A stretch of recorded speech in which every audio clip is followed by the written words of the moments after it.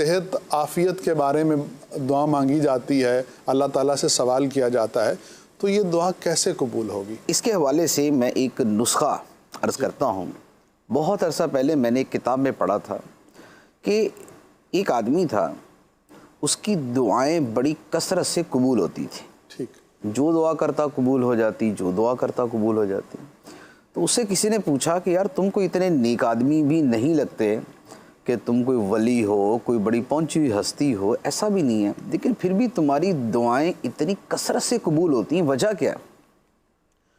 اس نے کہا کہ اس کی وجہ یہ ہے کہ میں جب اپنے گھر سے نکلتا ہوں تو مجھے جو بندہ نظر آتا ہے میں اس کے لیے دعا کرتا ہوں۔ سبحان اللہ، ٹھیک ہے۔ روڈ پہ چلتے ہوئے، گاڑی چلاتے ہوئے، بائک پہ، پیدل، خریداری کرتے، مجھے جو بندہ نظر آتا ہے میں اس کے لیے دعا کرتا ہوں، یا اللہ اس کا بھلا کر، یا اللہ اس کی خیر کر، یا اللہ اس کو عافیت دے، یا اللہ اس کے ساتھ اچھا معاملہ فرما۔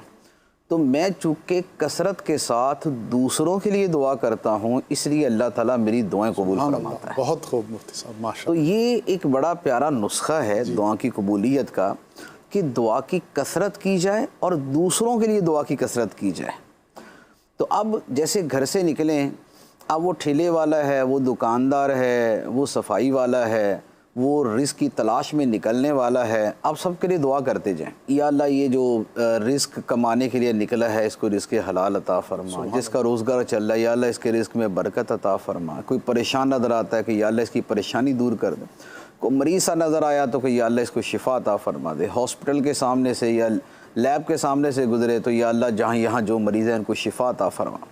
تو کثرت کے ساتھ جب دعا کرنا دوسروں کے لیے معمول بنا لیں تو اس کا نتیجہ یہ نکلتا ہے کہ بندے کی دعائیں قبول ہونا شروع ہو جاتی ہیں۔ اچھا، پھر اس کے بارے میں اس کے چند ایک اور فضائل ہیں اور اس کے اور فوائد ہیں، میں عرض کرتا ہوں۔ ایک حدیث مبارک ہے، مسلم شریف کی حدیث ہے، نبی پاک صلی اللہ تعالیٰ علیہ وآلہ وسلم نے فرمایا کہ آدمی کی اپنے غیر موجود بھائی کے لیے دعا اللہ کی بارگاہ میں قبول ہوتی ہے۔ سبحان اللہ۔ کسی کے لیے دعا کریں جو وہاں موجود نہیں ہے تو یہ دعا اللہ کی بارگاہ میں قبول ہوتی۔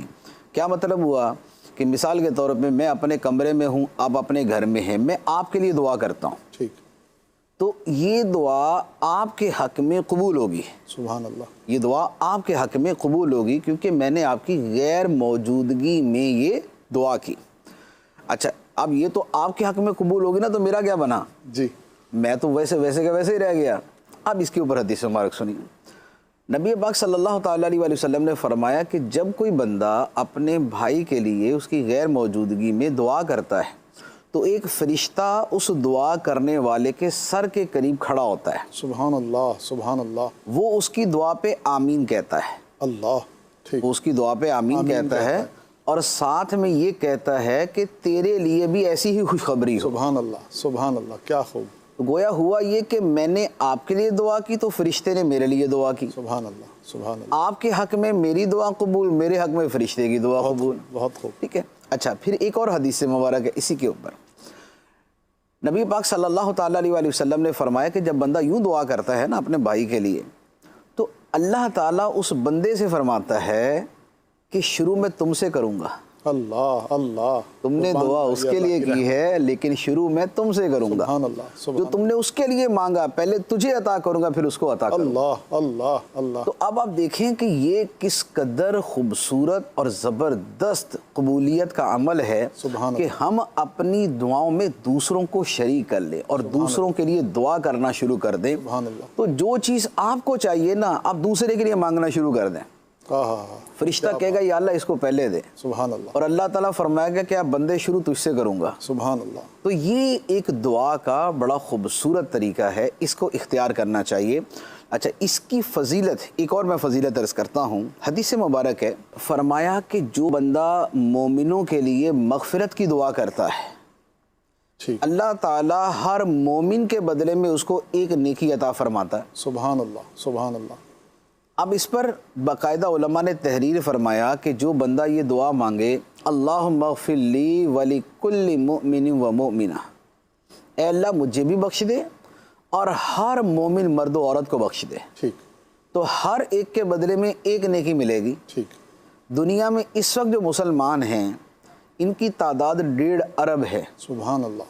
اور ہر مومن تو یہ نہیں ہے، کیونکہ جو فوت ہو چکے وہ بھی تھے اور جو آئیں گے وہ بھی ہے. کیا بات ہے. تو یہ ایک دعا کہ اے اللہ مجھے بخش دے اور ہر مومن مسلمان مرد عورت کو بخش دے، اس ایک دعا سے اللہ تعالیٰ ہر ایک کی تعداد کے برابر نیکیاں عطا فرمائے گا. تو اربوں کی تعداد میں نیکیاں اس ایک جملے کے ذریعے بندے کو نصیب ہو جاتی ہیں. سبحان اللہ سبحان اللہ. تو یہ دعا، اب یہ دوسروں کے لیے دعا بھی ہے، اپنے لیے دعا بھی ہے، نیکیوں کے حصول کا ذریعہ بھی ہے.